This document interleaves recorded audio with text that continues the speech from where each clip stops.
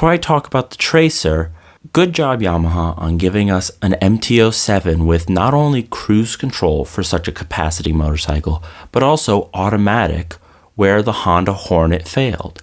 Not that I would know what the Honda Hornet has with or without DCT, because despite being made in Japan, it is not sold in Japan. Now that's the second point. As of right now, the Triumph Tiger is officially coming to Japan and has a price. Yamaha, however, never sold the standard Tracer 9 in Japan, despite, I believe, building it here. But that's kind of normal. Yamaha's never sold a 700 Tracer of any form in Japan. Yamaha only sold the standard Tenere, and more than 4 years after it went up in Europe. We never got the World Raid, we never got the Extreme, and we never got that weird baby blue one. I forget what's special about it, doesn't matter, can't have it. It's a Japanese bike, and I live in Japan. Makes sense, right? So, if I sound a little bitter, it's because I'm not even sure these bikes will be available in Japan.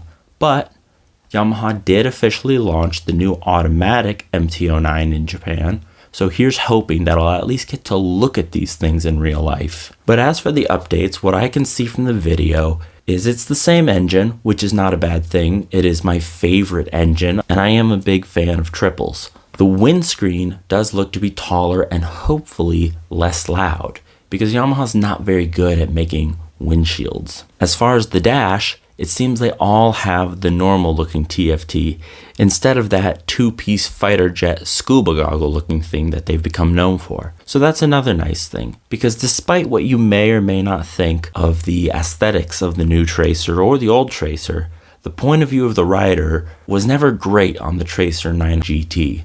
The GT Plus did improve that quite a bit, and now all the models have. As far as the overall aesthetics of the bike, beauty's in the eye of the beholder. I think the Triumph looks much better, not just because it's yellow, but because, well, look at it. Whereas the Yamaha, it does look like an evolution of the previous Tracer 9 that it's now replacing. But did they say, could you make a Gundam and see how many lights fit on it before it turns into a car-ish SUV of sorts? Personally, it looks very utilitarian, but it doesn't look good. It doesn't look like a bike I'm going to look back at. But with saying that, when I saw the first Tracer 9 launch years ago and waited 2 years to see it in person, because again, I live in Japan, the pictures looked awful in my opinion. But when I saw it in person, I was a really big fan of it.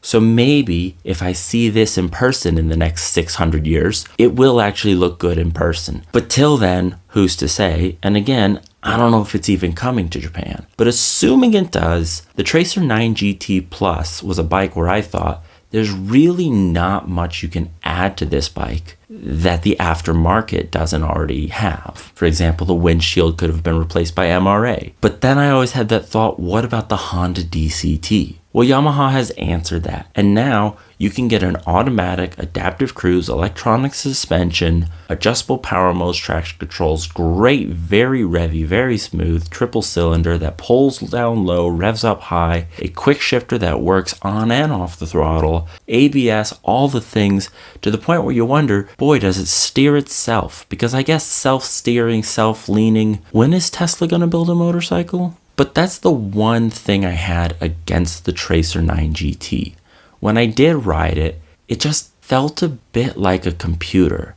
And at first I thought it was because I was coming off my MT-07 where I'd been used to no features, because it was just ABS and a cable throttle. But now that I have a Transalp where it does have adjustable power modes, it does have adjustable ABS, it has adjustable traction, no matter which mode I picked, it never felt like a computer. Yes, the traction can be intrusive, but it still feels like I'm riding a bike and it's a fun, toyish bike. So a test ride would say, but if we're talking about spec sheets and reliability, well, Yamaha's unquestionably the most reliable brand in the world. And as for features, at this price, you just can't beat it. But that might be a bit of a trick, because at this price, so is it high quality everything, or just good enough to fill up an advert and a spec sheet? Only time will tell, but I must say, if I am going to get rid of my Transalp for a road-going bike, my brain says I've got to get a Tracer. Because no matter what 2026 comes out with,